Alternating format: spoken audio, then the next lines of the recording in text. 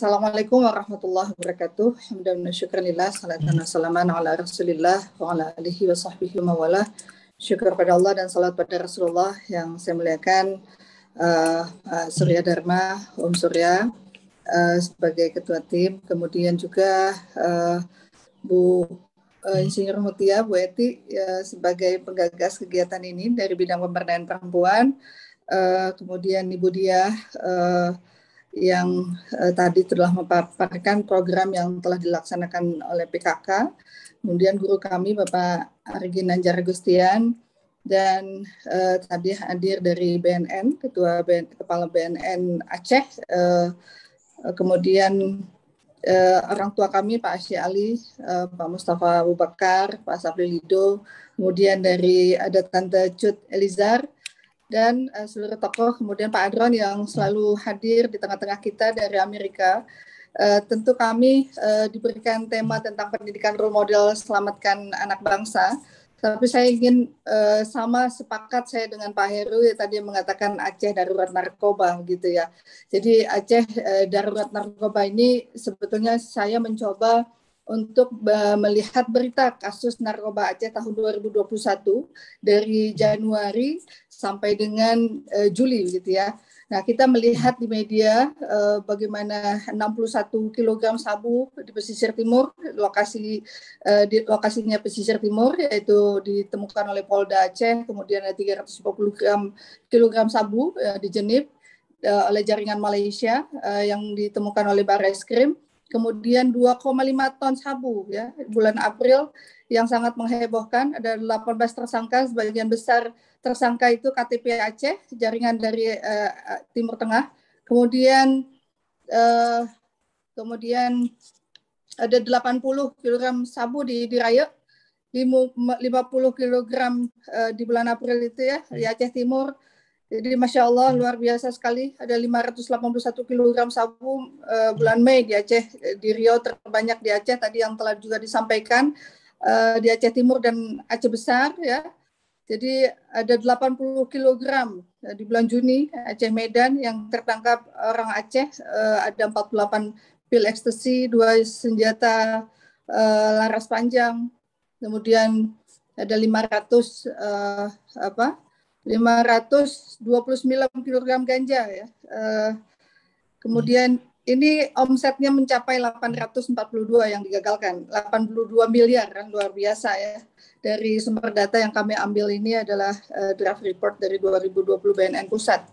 Dan kalau kita lihat dari titik lokasi rawan narkoba, ya, itu dari 34 provinsi di Indonesia, Aceh memiliki titik rawan lokasi narkoba sebanyak 64 titik dan berada pada peringkat kedua tertinggi se-Indonesia. Provinsi dengan titik rawan tertinggi adalah DKI Jakarta dengan 117 titik, sementara titik rawan terendah di tempat Sulawesi Utara dengan 2 titik gitu ya. Ini juga data yang kami ambil dari Indonesia Draft Report 2021. Dan kemudian kita lihat secara nasional Aceh berada di peringkat ke-12 pengungkapan kasus narkoba. Pengungkapan kasus tertinggi terjadi di Sumatera Utara, ada 6.542 kasus, dan terendah di Nusa Tenggara Timur 73 kasus. Dan kemudian kita bisa lihat dari 34 provinsi di Indonesia, BNN telah melaksanakan sebanyak 3.188 kali tes urin di Provinsi Aceh. Dan secara nasional jumlah tersebut menempatkan Aceh di peringkat ke-21. Provinsi dengan jumlah tes urin tertinggi adalah Bali, mencapai 43.242 kali, sementara yang terendah ditempati oleh Jambi 599 kali. Nah, artinya dari kasus yang kita lihat tadi tentu tes urin yang dilakukan ini tidak sebanding dengan jumlah kasus yang setiap hari terjadi di Aceh.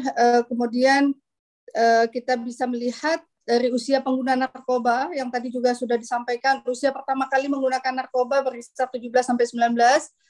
Kemudian pengguna narkoba terbanyak pada usia produktif yaitu 35 sampai 44. Nah, ini tentu sangat kita sayangkan gitu. Dampak narkoba itu sendiri tentu semua tahu tadi ya, bagaimana penyalahgunaan narkoba ini benar-benar mempengaruhi, merugikan individu, keluarga, masyarakat dengan cara yang sangat signifikan terukur, seperti hilangnya produktivitas, bertambahnya angka pengangguran, dan kemudian gangguan kesehatan fisik, mental, penurunan kualitas hidup, peningkatan kejahatan dan kekerasan, pelecehan seksual, penelantaran anak, dan ketergantungan pada sistem sosial dan bantuan pemerintah gitu, karena ini sangat membebani pemerintah.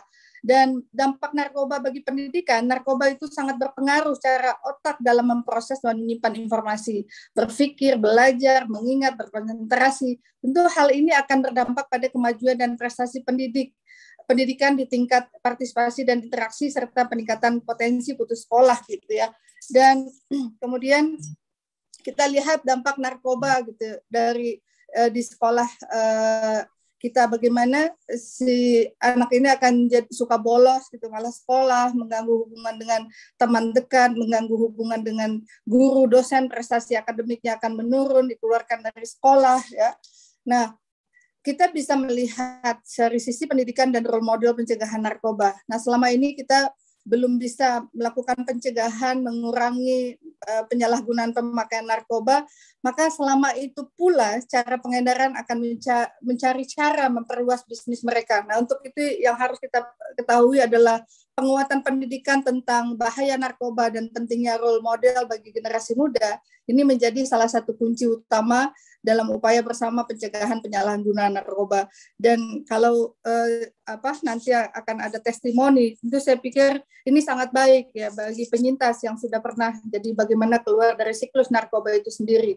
Dan saya ingin melihat bahwasanya kalau kita melihat Aceh, apakah Aceh sudah menyusun rencana strategis pencegahan dan pemberantasan narkoba di Aceh secara sistematif, kolektif, dan komprehensif. Ini mungkin Pak Heru atau dari pemerintah Aceh bisa menyampaikan kalau sudah sejauh mana itu bisa diterapkan gitu ya.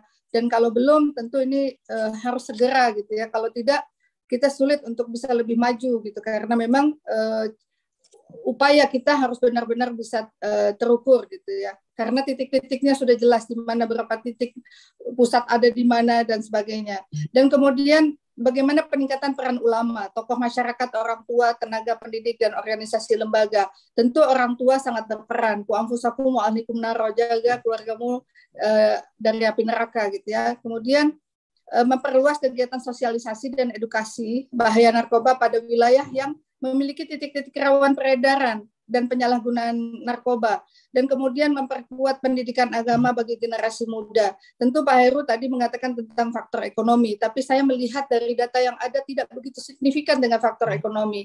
Tapi pendidikan agama, pendidikan akhlak, fondasi ini adalah sesuatu yang amat sakral dan amat sangat penting, sebagaimana yang disampaikan oleh Bapak Ari Ginanjar tadi. Kemudian peningkatan jumlah tes urin yang tadi jumlahnya sangat minim gitu ya. Pak Gubernur Aceh ada mengatakan akan mengetes PNS di Aceh berapa persen, sejauh mana, hasilnya bagaimana gitu ya. Dan kalau kita bisa melihat di Kanada, di Inggris, beberapa kota itu membuat peraturan secara sampai pendaftaran sekolah itu harus ada surat bebas narkoba ya, baik nanti ada penerimaan pegawai dan sebagainya. Tentu Aceh punya otonomi khusus yang mungkin bisa mengatur hal itu. Kemudian penyusunan peraturan memudahkan pelacakan penggunaan narkoba di sekolah, kampus, dan perkantoran. Kemudian peningkatan pemahaman orang tua, public figure sebagai role model dalam upaya pencegahan narkoba.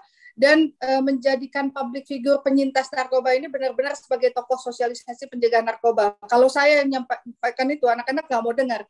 Kalau saya bicara tentang itu masuk neraka, anak-anak juga nggak mau. Tapi kalau saya bilang, kalau kamu ini narkoba, testismu akan kecil dan sebagainya, nah mungkin itu mereka akan lebih dengar gitu dari sisi kesehatan dan sebagainya. Kemudian peningkatan peran aktif pemerintah dan masyarakat dalam mendukung kinerja kepolisian, BNN, Bea Cukai, Dinas Kesehatan, Rumah Sakit, relawan anti narkoba. Kemudian meningkatkan pemahaman dan partisipasi masyarakat dalam program rehabilitasi narkoba. Kalau kita bisa melihat bahwasanya tadi Pak Nasir Jamil mengatakan fasilitas.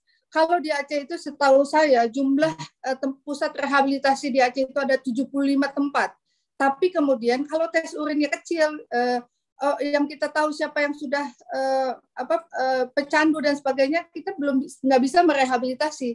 Tapi sayangnya masyarakat masih pemahamannya kalau dites urin nanti ketahuan, kemudian akan dipenjarakan, akan kasus hukum dan sebagainya. Padahal kalau itu bisa dilakukan tes urin, tentu kita akan lebih cepat melakukan pencegahan dengan melakukan rehabilitasi.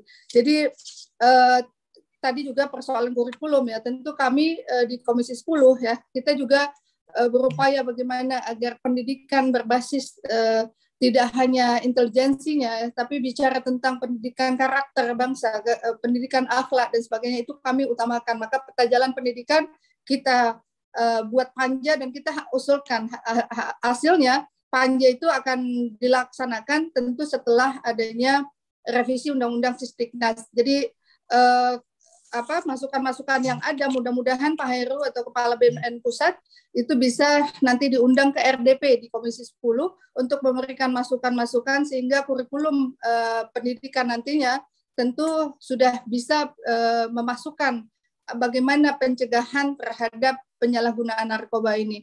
Mungkin itu saja karena waktu yang sangat terbatas, kita harus pahami, kita jauhi, dan kita perangi bersama. Terima kasih atas segala perhatian. Mohon maaf atas segala kekurangan. Wa'afaminkum, astagfirullahaladzim. Assalamualaikum warahmatullahi wabarakatuh.